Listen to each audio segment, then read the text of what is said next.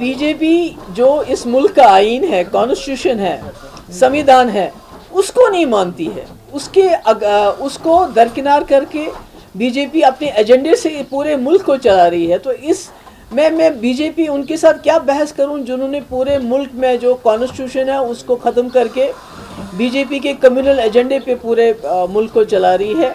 वो क्या जानते हैं 370 क्या है? वो क्या जानते हैं कि 370 जम्मू कश्मीर और मुल्क के बीच में एक ब्रिज था जिसको उन्होंने तोड़ दिया और यहाँ के लोगों को जो मुल्क के साथ अपनी अकीदत रखते थे उनको दरकिनार कर दिया। तो और क्या कह सकते हैं अमित शाह साहब से? जो यहाँ पकड़ दकड़ का माहौल है, जो यहाँ पर क्रैकडाउन्स हो रहे हैं, जो यहाँ पर रोज़ NIA और दूसरी एजेंसी SIA SUI पता नहीं क्या क्या एजेंसी से उनके छापे डाले जा रहे हैं, जिस तरह स्कूलों को बंद किया जा रहा है 10 दिन के लिए, जिस तरह दुकानदारों को ये बताया गया है कि आप अपनी दुकानें खुली रखेंगे, एवरीबडी इज बीइंग थ्रेटेंड।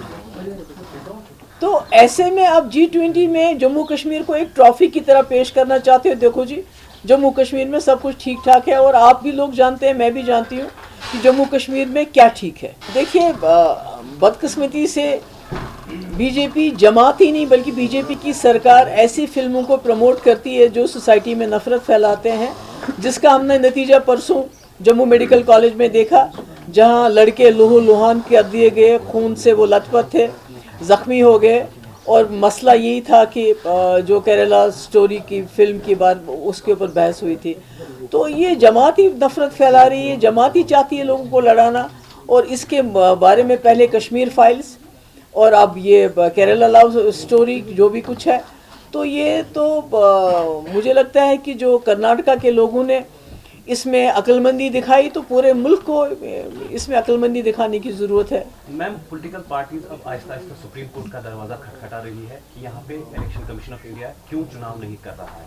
क्या PDP भी सुप्रीम कोर्ट पहुँचेगी ECI को इस हिदायत के लिए? अगर PDP के पास रिसोर्सेज हों तो हम सबसे पहले जो हमारे नौजवान जम्मू कश्मीर के अंदर, जम्मू कश्मीर के बाहर पिछले 4-5 साल से जेलों में सड़ रहे हैं, जिनके माँ बाप इतने गरीब हैं कि वो वहाँ जाके उनका केस तो लड़ने की बात दूर की है, उनसे मिलने के लिए भी नहीं जा सकते हैं, जो दिन रात रोते रहते हैं अपने बच्चों से मिलने के लिए, जिनके केसेस में जो हेयरिंग ही नहीं होती, अगर हेयरिंग होती है तो सरकार की तरफ से गवाह नहीं पेश किए जाते हैं, यानी जिनका प्रोसेस जो चल रहा है वही सज़ा बन चुका है और 4-5 साल से कुछ भी नहीं हो रहा है।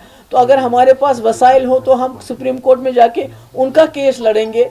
इलेक्शन तो बाद की बात है। जो यहाँ के लोगों के बेसिक राइट्स हैं, एक्सप्रेशन, अपनी बात कहने का, अपनी मर्जी से दुकान खोलने का, बंद करने का, अपनी मर्जी से सड़क पे चलने का, कहाँ पर चले कहाँ नहीं चले, तो जब आपके बेसिक राइट्स ही ख़त्म हो गए, इलेक्शन तो बहुत दूर की बात है। नहीं, देखिए, अगर कोई मुलविस है, अगर मौलवी फारूक साहब के जिन्होंने उनको शहीद किया है उनको पकड़ें, या जिन्होंने हमारे कश्मीरी जो पंडित भाई हैं उनकी हलाकतें हुई हैं उनको पकड़ें, उसके तो खिलाफ कोई नहीं है। मगर मैं ये पूछना चाहती हूँ कि जो कश्मीरी पंडित यहाँ 30 साल से रह रहे थे, जिन्होंने कश्मीर नहीं छोड़ा था, आज वो जम्मू क्यों भाग गए हैं?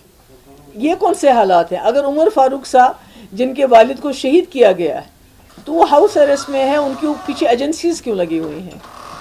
महबूबा जी, जब आपकी गवर्नमेंट थी करीबन 11,000 बच्चों को आपने प्ले से रिवोक किया गया, तो आज की गवर्नमेंट जो है उन बच्चों को वापस पुलिस स्टेशन ला रही है और यही कह रही है कि जब तक G20 खत्म हो जाए आपको सुबह शाम पुलिस स्टेशन में ही रहना पड़ेगा। वो तो मैंने पिछली बार भी आपको कहा है कि पहले भी पकड़ के लेते थे, अब G20 की वजह से और भी ज्यादा पकड़ दकड़ हो गई है। थ्रेट है ये, जिस तरह से उनको बंद किया जा रहा है? नहीं, एक पैरानोया है, एक डर है, एक खौफ है, पता नहीं क्या होने वाला है। ये तो ज़बानी तो ये कहते हैं सब कुछ ठीक ठाक है, मगर इनके दिल में चोर है। इनको पता है जो इन्होंने 2019 को किया बहुत बड़ी गलती की है और उसकी जो ये है सज़ा यहाँ के लोगों को दिन ब दिन देते जा रहे हैं।